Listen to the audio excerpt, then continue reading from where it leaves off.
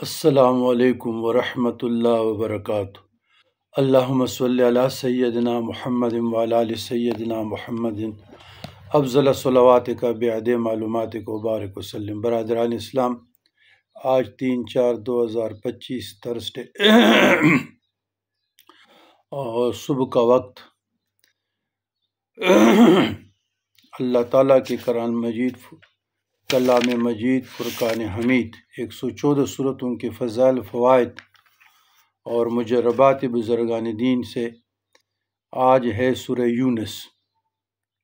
لیکن ایک سوال، کل ہم ہمارے شہاب الدین صاحب ہیں، ان کے بھتیجے کی نکاح میں گئے تھے، وہ جرمنی سے آئے تھے، تو ایک سوال پوچھا گیا تھا کہ بعض لوگ کہتے ہیں قرآن کافی ہے اور وہ قرآن کی رٹ لگاتے ہیں تو رسالت کا نام ہی نہیں لیتے۔ یاد رکھیے گا، بعض از خدا توئی قصہ مختصر، ہمارے لیے مرکز جو ہے اللہ کے بعد وہ تاجدار کائنات صلی اللہ علیہ وسلم کی ذاتی گرامی ہے۔ بسم اللہ الرحمن الرحیم۔ لقد کان لکم رسول اللہ فی اسوۃ حسنہ، تمہارے لیے تمہارے رسول کی اسوہ حسنہ بہترین۔ تو یاد رکھیے، توحید کے بعد رسالت، تو ہمارے لیے محمد رسول اللہ صلی اللہ علیہ وسلم کی ذاتی گرامی ہے، اولا ہے، افضل ہے، عرفہ ہے۔ آپ کو کس نے کہا یہ قرآن ہے؟ حضور علیہ السلام نے کہا نا۔ اور حدیث کے متعلق آپ کو کس نے کہا کہ یہ حضور کی حدیث ہے؟ صحابہ نے کہا نا، اور صحابہ نے حضور سے۔ تو گویا قرآن اور سنت لازم والملزوم ہے، انکار کی گنجائش نہیں ہے۔ تو تاجدار کائنات محمد رسول اللہ صلی اللہ علیہ وآلہ وسلم کی ذات کو مرکزیت حاصل ہے، اس کے بغیر چارہ نہیں ہے۔ اور جو لوگ یہ کہتے ہیں کہ ہمارے لیے قرآن کافی ہے اور سنت سے اور رسالت سے انکار کرتے ہیں، تو یہ تو دار اسلام سے خارج ہے، کیونکہ اسلام کی بنیادی اصولوں کا انکار نہ کرے کوئی، ضروریات دین سے کسی چیز کا اگر کوئی شخص کہتا ہے، اور اس کو قرآن کی کیسی سمجھ آ جائے گی؟ قرآن کی ایکسپلینیشن، تفصیل احادیث مطہرہ میں موجود ہے۔ تو بات یہ ہے کہ اپنے عقیدوں کو درست رکھو۔ ہمیں سارا خبر ہے، وہ پختونخوا کا ہو، وہ یہاں کا ہو، اور اس کی مثال میں یہ دیتا ہوں کہ قرآن کی رٹ میں یہ آ جاتے ہیں مماتی کے بعد پھر نجدیت کی طرف چلے جاتے اور ساری چیزوں سے انکار کرتے ہیں۔ تو پھر انشاءاللہ کسی وقت پہ اس پہ بات تفصیلاً ہو جائے گی۔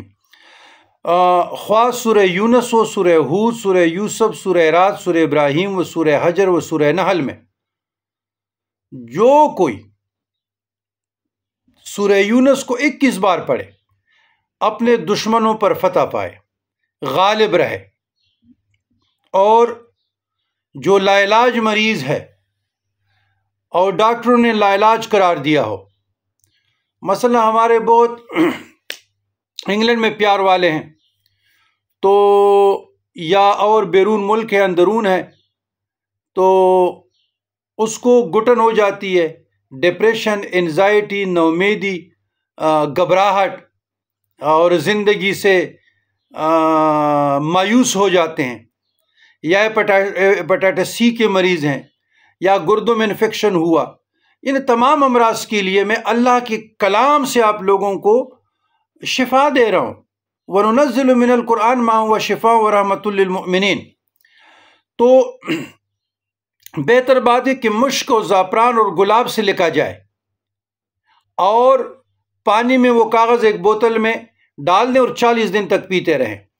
اگر وہ نہیں کر سکتے، کوئی بھی تکلیف، مہم، تنگ دستی، مفلسی، لا علاج مرض کوئی بھی ہو جو آپ کو سمجھ نہیں آ رہی ہو کہ اس مشکل سے، آزمائش سے مجھے کیسے نجات مل جائے، تو 21 مرتبہ روز آپ سورہ یونس اول آخر صلاۃ حاجت کے بعد پڑھیں۔ انشاءاللہ جس نیت سے پڑھیں گے حاجت روائی ہوگی۔ ازمودہ ہیں، مجربات بزرگان دین میں سے ہیں، تو ترجمہ و تفسیر کے ساتھ بھی جو پڑھے لکھے لوگ ہیں وہ سورہ یونس کو ترجمہ و تفسیر کے ساتھ تفکر سے بھی پڑھے کہ اللہ تبارک و تعالیٰ کو کیا پیغام دے رہا ہے. تو اس پہ آپ لوگ عمل کیجئے گا اور یہ پیغام آگے بھی لوگوں کو کنٹینیو آپ لوگ رکھیں، مخلوق میں سے کسی کی خیر خواہی ہو جائے، کسی کا فائدہ ہو جائے.